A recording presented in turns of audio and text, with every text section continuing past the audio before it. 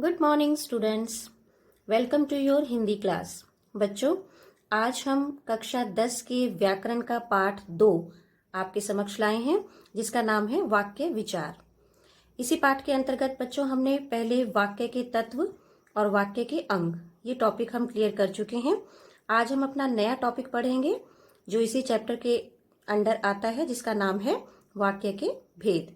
आइए स्टार्ट करते हैं। बच्चों, वाक्य के भेद हम 2 आधार पर करते हैं। कौन कौन से 2 आधार हैं? पहला है अर्थ के आधार पर और दूसरा रचना के आधार पर। अब सबसे पहले आज हम पढ़ते हैं अर्थ के आधार पर वाक्य के कौन कौन से भेद होते हैं। ठीक है, अब देखिए, अर्थ के आधार पर वाक्य के 8 भेद होते हैं। कितने भेद होते हैं बेटा? 8, है ना। अब देखते हैं। नंबर 1, विधानवाचक वाक्य, निषेधवाचक वाक्य, विस्मयवाचक वाक्य, संदेहवाचक वाक्य, आज्ञावाचक वाक्य, संकेतवाचक वाक्य, इच्छावाचक वाक्य और प्रश्नवाचक वाक्य। बच्चों, अब स्टार्ट करते हैं। पहला वाक्य विधानवाचक वाक्य। जिन वाक्यों से किसी क्रिया के होने या करने की सामान्य जानकारी या सूचना मिलती है, यानी कोई क्रिया हो रही है उसके बारे में हमें पता चलता है।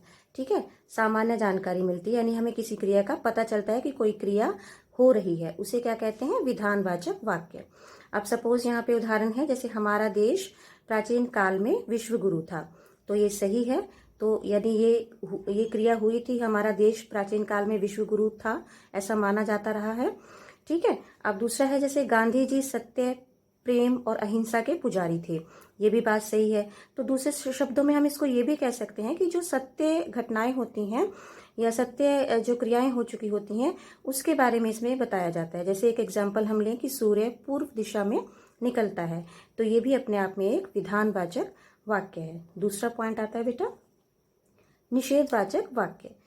निषेधवाचक वाक्य की पहचान कैसे होती है? सबसे पहले तो हम ये देखेंगे कि इसमें ऐसे शब्दों का प्रयोग किया जाता है जो, जैसे कि न, नहीं, मत, है ना। निषेध का मतलब होता है नहीं या मना अपने आप में। ठीक है, तो देखिए उसमें पढ़ते हैं हम, जिन वाक्यों से किसी कार्य के न होने या निषेध का बोध होता है, यानी किसी कार्य के न होने का पता चले, वो निषेधवाचक वाक्य कहलाते हैं।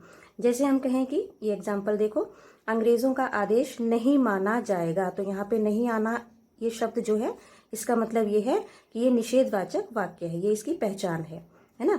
छोटे भाई का पढ़ाई में मन नहीं लगता था, तो मन न लगता था, यहाँ पे न शब्द जो है ये आपका निषेधवाचक वाक्य को दर्शाता है।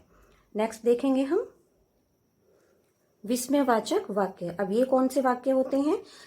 जिन वाक्यों से आश्चर्य अर्थात विस्मय, है ना, आश्चर्य यानी हैरानी या विस्मय, हर्ष, शोक, घृणा आदि के भाव प्रकट होते हैं, वो कौन से वाक्य कहलाते हैं? विस्मयवाचक वाक्य। जैसे कि अगर हम कहें कि कोई खुशी की बात है, वाह कितना सुंदर अच्छा दृश्य है ना, तो ये खुशी की बात है। और अगर कोई दुख की बात हो, जैसे शोक का भाव इसमें बताया है, तो इसमें बताए अगर कि आह, उफ, ये क्या हो गया, इस तरह से। तो जहाँ पे ये सारे भाव प्रकट होते हैं किसी वाक्य में, तो हम समझ जाते हैं कि वो विस्मयवाचक वाक्य है।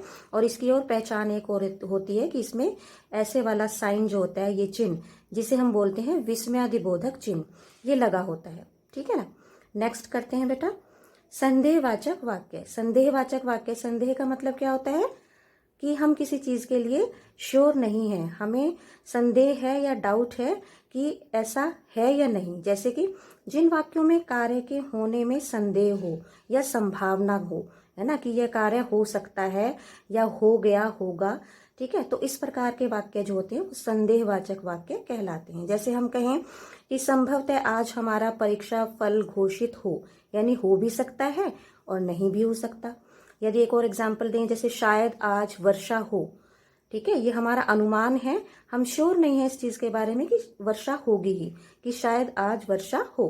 तो इस प्रकार के जहाँ संदेह होता है, डाउट होता है, जिन वाक्यों को उनको पढ़ के हमें समझ में आ जाता है, तो वो संदेहवाचक वाक्य कहलाते हैं।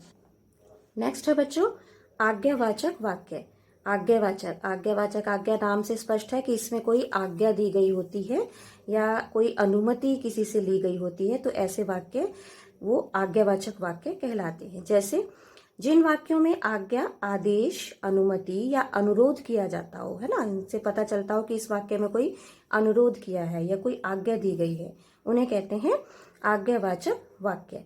जैसे हम कहें कि 1 गिलास पानी दो, है ना, तो ये आप इसको आप अनुमति के आदेश के अनुसार भी आप बोल सकते हो कि किसी ने ऑर्डर दिया है, या आप रिक्वेस्ट में देखो, अगर आपको अनुरोध करना है तो आप कहेंगे कि कृपया 1 गिलास पानी दो। तो ये वाक्य हमें आज्ञावाचक वाक्य में मिलते हैं। नेक्स्ट है 6 नंबर, संकेतवाचक वाक्य। संकेतवाचक वाक्य भी होते हैं बेटा जिसमें कि एक क्रिया से दूसरी क्रिया पर जो निर्भर होते हैं।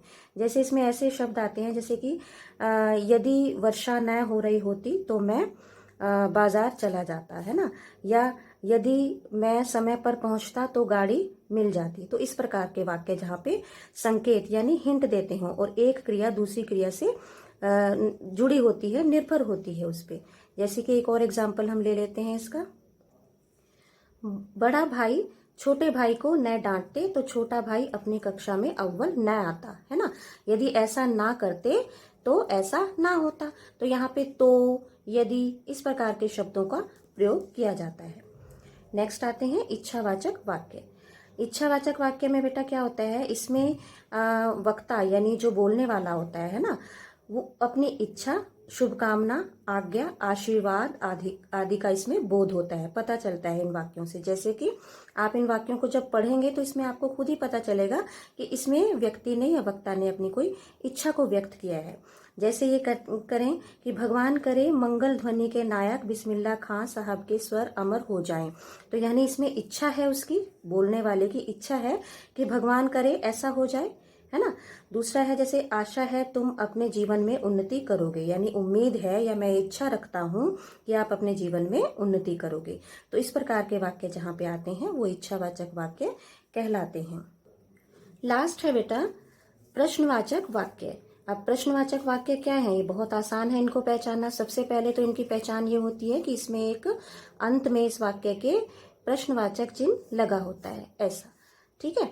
और क्या पहचान है, देखो, जिन वाक्यों से प्रश्न का बोध होता है उन्हें प्रश्नवाचक वाक्य कहा जाता है, यानी जिससे हमें पता चले कि इस वाक्य में कोई प्रश्न किया गया है, प्रश्न पूछा गया है। जैसे पापा जी का चश्मा कहाँ गया, है ना, या मोहन कहाँ गया, या यह कार्य किसने किया, है ना, किसने, कहाँ और कब, कैसे, ये सारे प्रश्नवाचक शब्द हैं।